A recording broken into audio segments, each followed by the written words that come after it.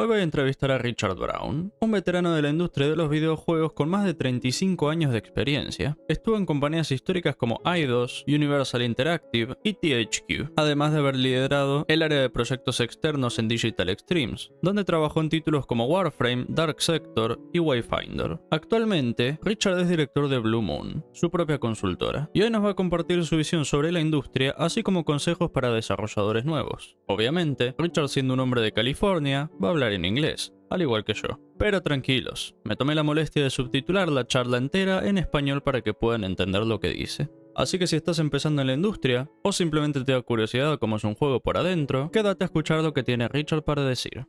Good morning. I hope I didn't get you too early for you. No, I No? work a lot with people in Europe, so I'm here at 6.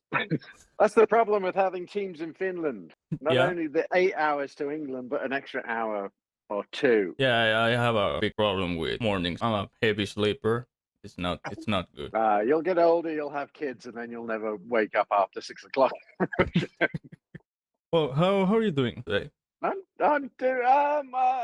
it's been a really bad week. But between the Microsoft debacle and then this morning a footballer of a club I support died very unusually. So that was very sad. So, one of those weeks, it happens. Had more than a few friends who were laid off by Microsoft. So for them, it's a little harder this week. But I just get angry and shout a lot on LinkedIn and Twitter and Blue Sky. It helps.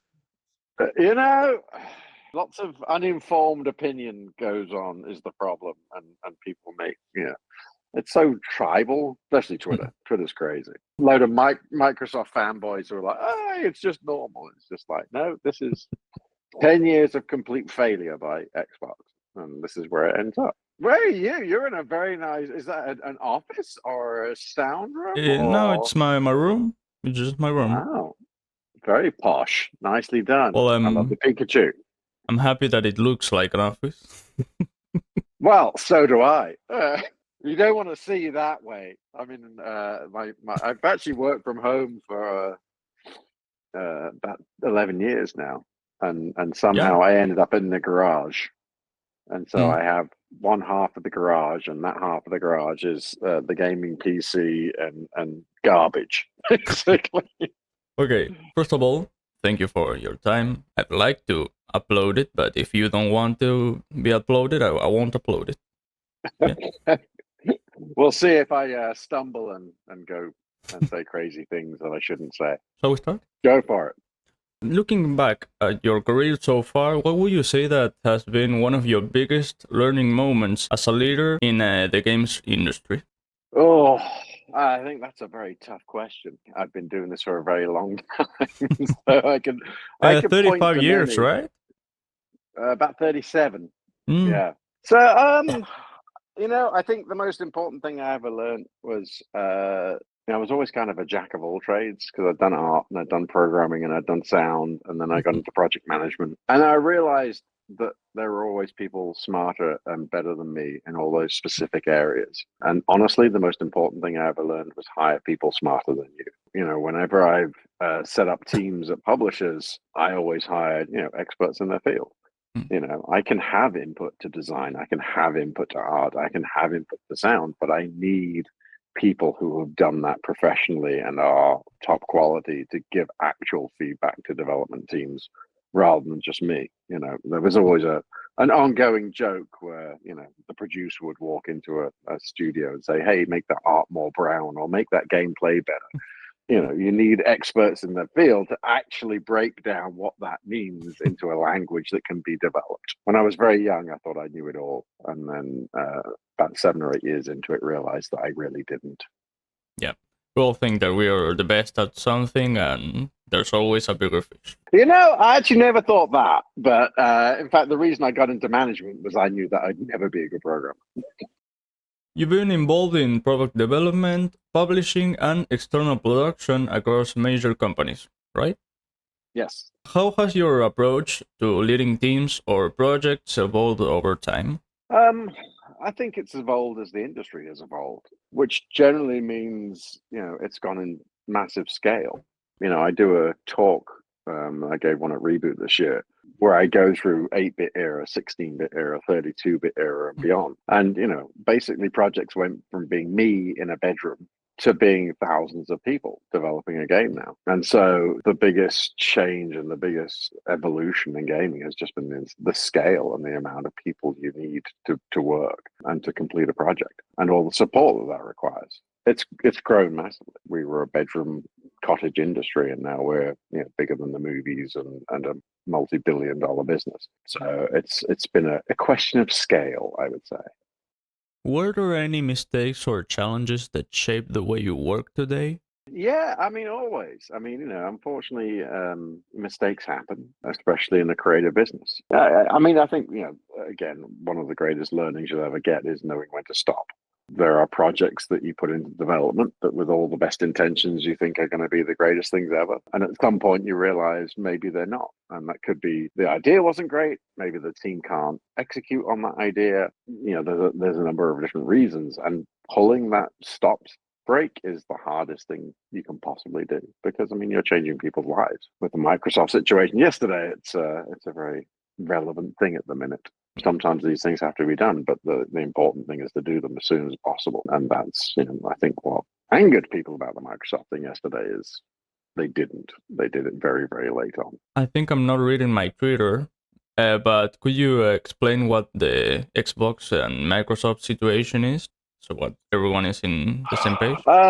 Yeah, it's a long story that spans a very long period of time, but basically, Microsoft has changed their business model from being a console manufacturer and a first-party publisher to being a third-party publisher with a subscription system. And at the end of the day, to get to that volume of product, they ended up buying Bethesda and a number of smaller developers, and then Activision King Blizzard. And in growing to that scale, they've now got way too much product and way too many studios to actually, far beyond what they need to fill Game Pass. So they've gone around and they've decided which projects should live and which ones should fail, and culled an awful lot of people because of that. So when you spend $70 billion, you're going to end up with things you don't need. That's an unfortunate way of life, but there's a lot of people who are out of a job today because they didn't plan very well, sort of failed themselves into a position where they had to spend an awful lot of money to try and find a new business model. Yeah, then do you think that Xbox Game Pass is doomed? It's a really hard question to answer. I don't like Game Pass. I think anything that tries to create a walled garden that takes player time and stops people from buying games is not a good thing, because it benefits Microsoft. It doesn't benefit anybody else. They've got somewhere between 35 and 40 million subscribers, so it makes a lot of money. I don't think it's necessarily doomed, but I think it has its limits, and I think they're finding that, and retention is a huge problem. They need to focus on how they retain people on Game Pass, and it's not just by throwing new games on there, it's by putting games on there that people want to play forever. Because the other problem we have in the industry right now is the forever game and the forever platform. Fortnite, Roblox, Call of Duty, games that people play every day is their sort of jam game, as I call it. It just leaves very little time for players to play other things as well. So Game Pass is just adding to that problem. I don't think it's doomed. At the end of the day, Microsoft is a very, very big, very, very profitable company. And for games to be a meaningful part of that has always been a struggle. And when you spend $70 billion buying Activision and Bethesda, it goes on the radar at Microsoft. So I think they're under a huge amount of pressure to succeed, and they're under a huge amount of pressure to make a significant margin on their games business, which they've never really managed to do. But, Azure and other services that Microsoft offer make, 30% profit margin. And in games, that's not an easy thing to achieve. So we'll see. I don't think in the scale of Microsoft, games still doesn't actually really make a blip on their stock price. So, for them, if it failed, it wouldn't be the worst thing in the world. It doesn't affect, unlike Sony and Microsoft, you have to have a games business. Sony and Nintendo. For Microsoft, it's far lower down the rung of importance. Yeah. We'll see. So it's unhealthy for the industry. That's what you mean? I think it is. I think anything that, I spoke to a guy a couple of weeks ago, and he's like, well, I spend $20 a month and I never have to buy a game. So that's great for the Microsoft first parties and a few developers that get picked to be on Game Pass. For everyone else, it's terrible, because this guy's spending $20 a month with Microsoft doesn't spend $30 or $40 or $50 on my game. The whole idea is to put you in front of a screen and just allow you to switch around from game to game to game without having to worry about friction of paying for anything else. I mean, it's Netflix. In that respect, I think it's extremely destructive. Moving on into your experience and the time you've been in the industry, you contributed to more than 150 games from major franchises to indie projects. That's right? That's about correct, yes. Absolutely huge, first of all. From those experiences, what would you say that are the most important factors to ensure a game's long-term success beyond the initial launch? So there's a lot of different ways to answer that. Obviously, there's the modern day question, which is building an everlasting game, which is a modern thing by my standards, in terms of you want to build a game that basically becomes a platform that you add DLC to. At the end of the day, it all comes back to the IP. Is the world and the game I'm creating going to connect with an audience, and are they going to love it and want to have more of it? And in the olden days, that used to be, okay, you did a game and then you did a sequel and then you did a sequel, and that's how you build The Last of Us into a TV show. That's how you build things like back in the days with Naughty Dog and Insomniac. When they got started, they did Crash Bandicoot, Spyro the Dragon. They did 1, 2, 3. Larian build Divinity Original Sin and Original Sin 2 and the Baldur's Gate. You build things over a period of time. But at the end of the day, it's really down to two things. One is the IP. Is it a world that a player wants to live in? And the other thing is, obviously, is it a good game? That's the core of it. When I pick up the game, am I having fun? Am I intrigued? Am I involved? And do I want to stick with this world for years to come? That's the trick. So the idea above all would be the summary. Yeah. I mean, I when I coach developers on doing pitch decks, I ask for 3 things on the one page. It's, what is it? Why is it different? And why do I care? And so those are the 3 core things that I always tell a developer that you've got to fit onto a single presentation page, because you've got to be able to concisely say, what is it, right? What style of game is it? What am I going to play? Why is it different? Is basically the marketing hook. What am I going to sell to players to say this is different to someone else's game? And then why do I care generally tends to be the IP. It's like, what's the world? Why am I going to get engrossed in this and want to live in it? Having led external development efforts at Digital Extremes, what do you believe are the key ingredients for successful collaboration between internal and external teams?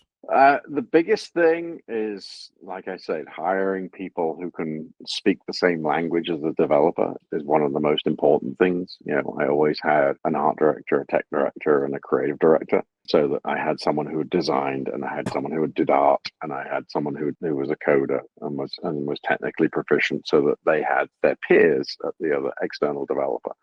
That was the most key thing. The other thing is the ownership always has to stay with the developer. Even though I'm the publisher and I'm funding the game, if the team that's building it externally doesn't believe in everything they do, then you're going to start seeing cracks. And so, one of the core things I always tell my teams is, review milestones, review builds, review feedback, give it to them. And if at the end of the day, the developer says, no, I don't agree, then that's their choice. You can't force something down their throat. You can keep pushing at it as time goes on. There were a few things with Airship on Wayfinder where we were like, we think this, and they were like, nah, and we were like, well, yeah. And, another month would go by and we'd say, but what about? And then but so you had to persuade them, right? That the most cunning thing you can ever do is persuade something that your idea is their idea. That's a great idea. That's brilliant. That's the core thing. I mean, the ownership has to stay with the team that's actually working on the project day in, day out. In your view, how are external development and outsourcing changing the way the games industry operates today? Massively. One of the biggest challenges we have in America today is it's too expensive. So, one of the things I've been preaching for the last 18 months is if you're setting up a development team in America, especially if you're on the West Coast like I am, you can have 20 or 30 people max, and everything else gets co-devved to Eastern Europe or South America or Japan or somewhere where the cost of living is way, way cheaper than America. Kingdom Come Deliverance 2, fabulous game that I adored this year, was made in Poland for $40 million. If that was built in Los Angeles, it would have cost $200 million. That's the difference in cost. I set up an external outsource group at THQ for art back in the late 2000s, or ran it. I didn't set it up, I ran it. And, we were using a team in China basically to do all our art because, they were 4,000 a month and we were 12,000. The other thing is the fluctuation in development. So, there's always the story of the bell curve. So, you're in pre-production, you go in production, and then you finish production, you're into post-production, and suddenly what do you do with all these people that you've got either side? You're trying to flatten that out as well so that the team you've got is always active. So outsourcing and co-dev helps that. If I don't need to hire somebody to go and build 300 sets of armor for a character, because what's that person going to do after the 300 sets of armor are done? It's much easier to send that to a team somewhere else and have them build it much quicker by using 30 artists in China to build that very, very quickly than hire somebody to just sit in America and do it. So it's changed things a lot. And you're seeing, if you look at the employment numbers over the last 2 years where we've had such amazing layoffs, the places it's shifting is to Eastern Europe. America is not regaining its employment, and Eastern Europe is growing. Moving on to advice for new developers, what advice would you give to people who are just entering the games industry today? Do it with trepidation. Understand that it's a business. You have to be creative. You have to have passion. You have to want to do this as the thing in life. I always said that I was very, very lucky to have my hobby as a job for many, many years. So you have to be eyes wide open. There's thousands and thousands of games that come out every year, and you've got to find a reason for yours to be incredibly special. But it's a dream job. If you can get into it and be successful, it's fantastic. The other thing, be very certain about what you're doing. Know what you're doing. Just understand that it's a business first and foremost, and you're going to have to learn to survive. Just like any other business. Would you advise in favor or against solo development? And do you think it's a must to have a team to launch a game? No. I think there's a lot of examples of solo developers doing extremely well. The other piece of advice I give is just ship a game. I actually have a fundamental rule that I don't believe you're a game developer unless you ship a game. So even over the last few years where you've seen teams that were set up from ex-Blizzard people, ex-Riot people, ex-Naughty Dog people who got VC funding for $100 million, they never shipped a game, they're not a developer. Unless you ship something, you're not a developer. So shipping is the most important thing you'll ever do, because the only way you get better at anything is by iterating on it. So if you're a solo developer, that's fine. Understand there are certain limitations, but if you've got a great idea, Blueprints was effectively one guy. He became, as he went through it, he got an art director and all the rest of it. And obviously when they got Kepler on board, they brought in a porting team and code help and all the rest of it. But, that idea was really from one person, and it took him 8 years, which is the problem. The problem with doing everything yourself is that it does take time. But ship a game. Just whatever your idea is, just ship it. You can always iterate on it and make it better. Yeah, there's a lot of examples of solo developers that went crazy in the industry, that they made history. For example, Lucas Pope with Papers, Please. Exactly. Crazy. Seekers with Lethal Company. Absolutely massive. It's possible if you have a good idea. It's a lot easier. It's really funny. This is part of my talk that I give at Reboot. This is what we did in the 80s. Right? It was just me in my bedroom with a BBC programming, doing the art, doing the sound, and shipping the game. Because of technology and because of art assets being freely available or just cheap to buy, you don't need an artist, right? You can ship something very, very easily on your own again now. Engines are there. You don't have to write an engine anymore. It's a very feasible thing. And at the end of the day, a great idea is a great idea.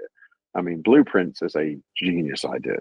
It's absolutely brilliant. And Papers, Please, and all these other examples of solo games, they come back to the core principle of the game was just brilliant.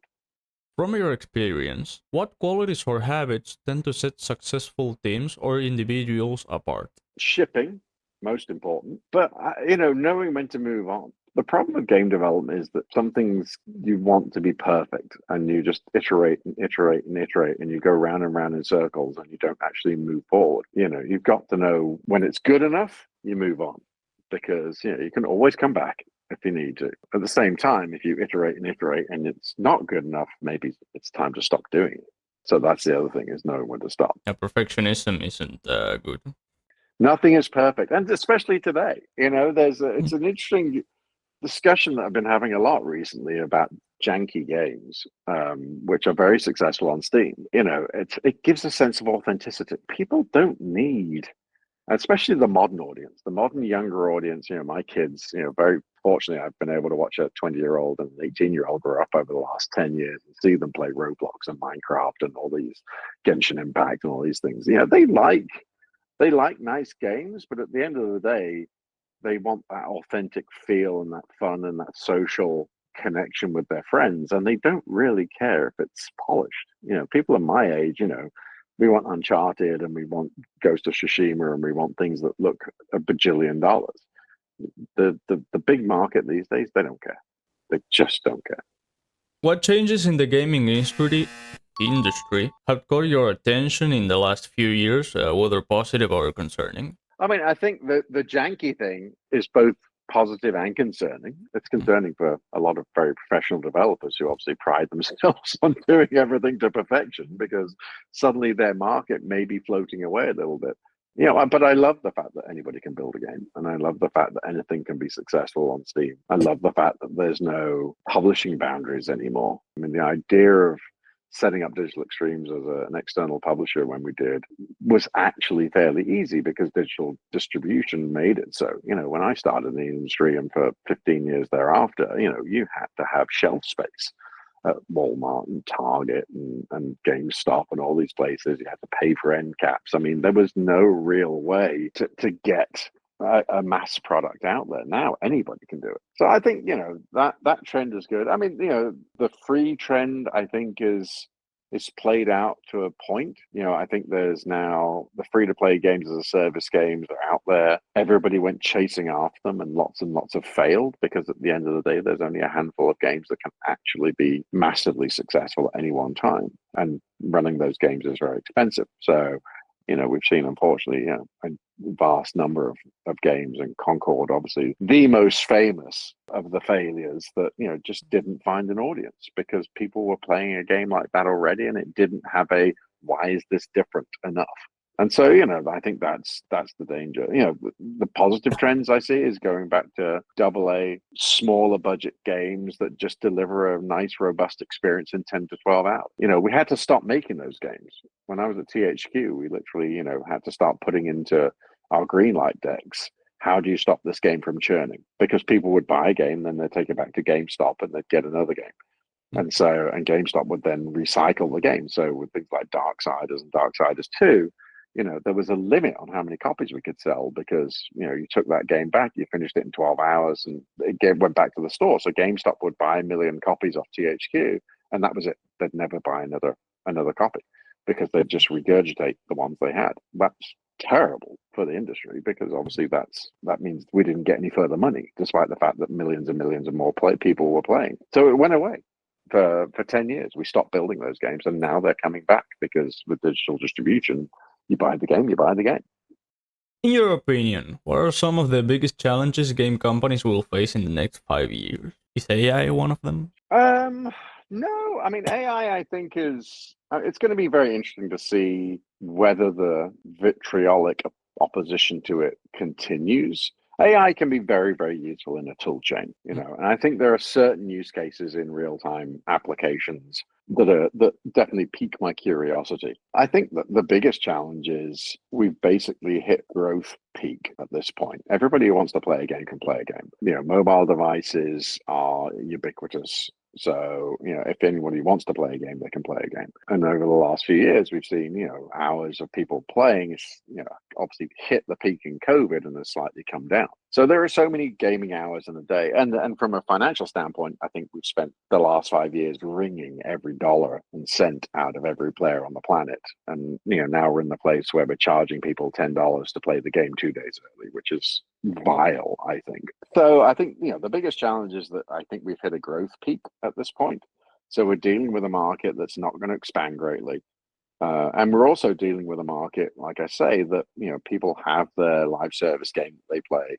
And when they're not playing that, they want to play shorter, more fun experiences that are single player or with their friends that, don't require their time all the time. And the problem for big publishers in that is those games don't monetize anything like the games that they're used to. So it's very difficult to justify putting $200 million into a game unless you're Sony and you're selling hardware, or Nintendo and you're selling hardware, or Microsoft and you're selling hardware. For the larger publishers, Assassin's Creed Shadows did not do very well. Doom did not do very well. People are bored of old franchises. They've kind of been milked. And at the end of the day, they don't have 150 hours to spend on a game unless it's something really, really special. Baldur's Gate 3, great.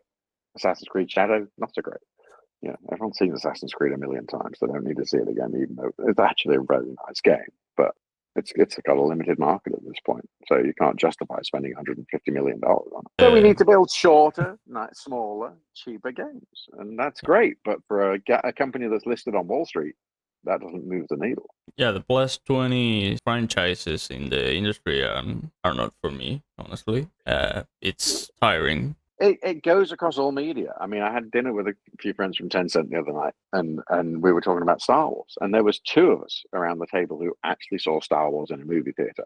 Star Wars is an IP of my generation. It's not an IP of your generation. And while you might like bits and pieces of it, it's not something you can put on a box like we used to 20 years ago and sell 10 million units because it's Star Wars. It has to be, even if it's a really great game. I mean, Respawn did two great games, and they did okay. And Doom is, most players today don't even know what Doom was. So it's not gonna, we need to have a new generation of IP for new people. They like Fall Guys, they like Stumble Guys, they like, crazy, wacky things. Humans Fall Flat was just hysterical. I love that stuff. So yeah, it's changing. The market's changing a lot. And the other problem, everyone has is funding.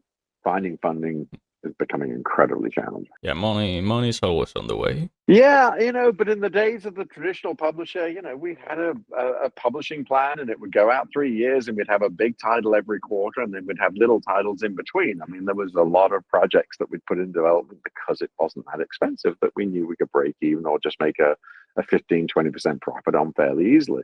People don't do that anymore. It's either go big or go home. And VCs obviously got burnt so badly in the last 3 years from all the funding that they put in during COVID that they're a little gun shy too. I'd love to know your opinion on the biggest news in this past 10 years, probably. I'm sure that you have heard GTA 6 is launching on 2026. You heard about it? 5 days after my birthday. Shocking. Yeah, I noticed that. Crazy. It was meant for you. It was.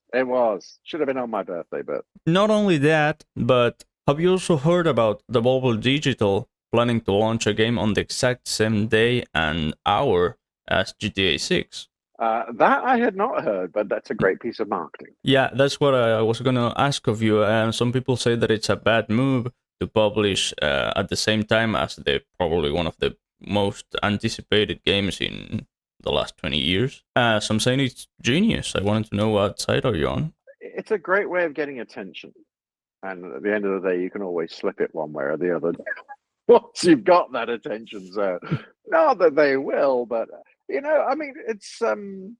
counter programming has been a thing in entertainment for years, right? It's a very, very common thing in the movie theater. If you've got a big horror movie coming out one weekend, you put a nice romantic comedy out the same weekend because the female audience doesn't want to go see this, will go and see that. So if it's, a directly diverse game to GTA, there's no harm in it. I mean, they're obviously doing it for attention and for marketing purposes. So, why not? I mean, GTA is going to suck up everybody's time. That's the biggest problem. But, you put a game out on Steam the same day that's appealing, people will just download it. It'll sit in their Steam library.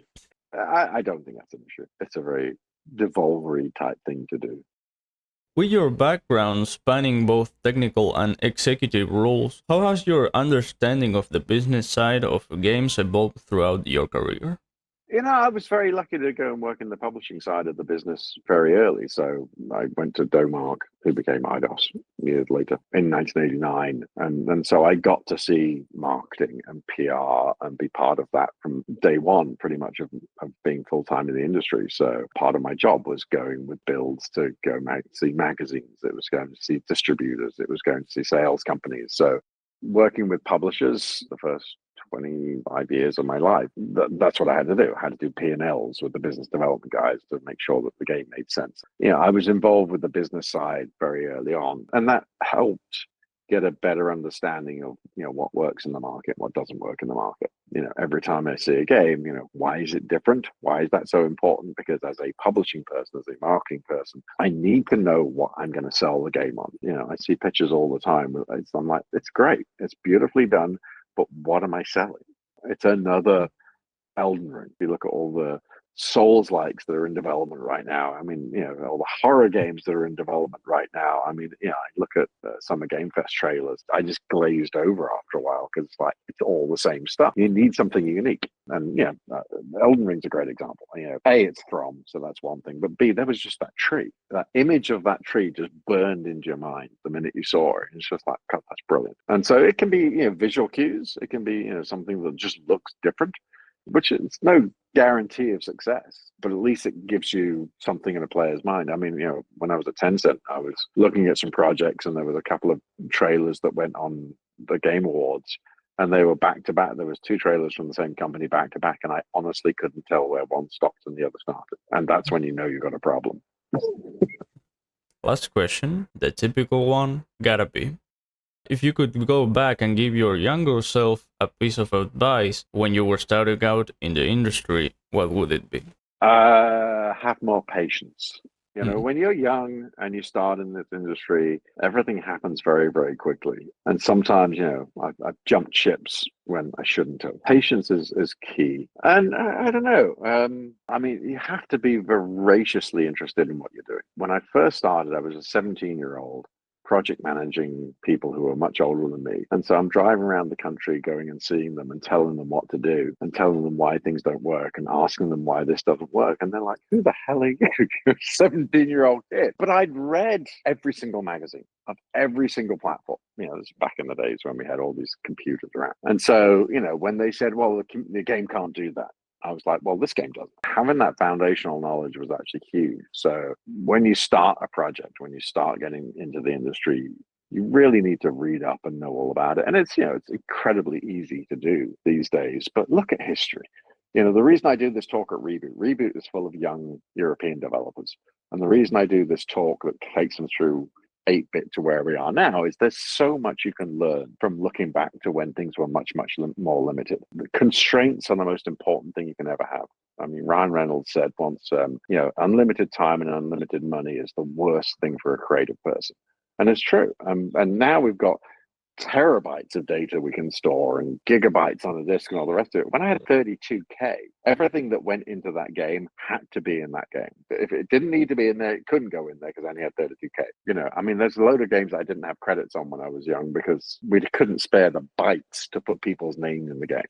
It's incredibly important to understand the constraints of what you're doing, and always ask if and why. If I need to do this, and if so, explain to yourself why you need to do it. If you can pass those 2 tests and do it. Yeah, patience was a huge thing. I always wanted to be running at 1,000,000 miles an hour and going somewhere new. And sometimes you just have to kind of sit on something for a while. It's a very young thing to do. We're fleet of foot and fancy free, and that's enthusiasm, right? It's the other side of it. It's enthusiasm, but you've just got to learn to control it sometimes. That will be all. First of all, thank you so much for your time. I really appreciate your insights. I really appreciate you having you here. Thank you so much. All right. Have a good one, man. So yeah. Bye. Y así es como ve la industria alguien que la vive desde adentro. Si disfrutaste este video o aprendiste algo nuevo, suscríbete y dale like para más, ya que tengo otras entrevistas para subir que pueden interesarte. Y no te olvides de comentar qué te pareció el video o preguntas que te gustaría que le haga el siguiente entrevistado. Nos vemos en el próximo video.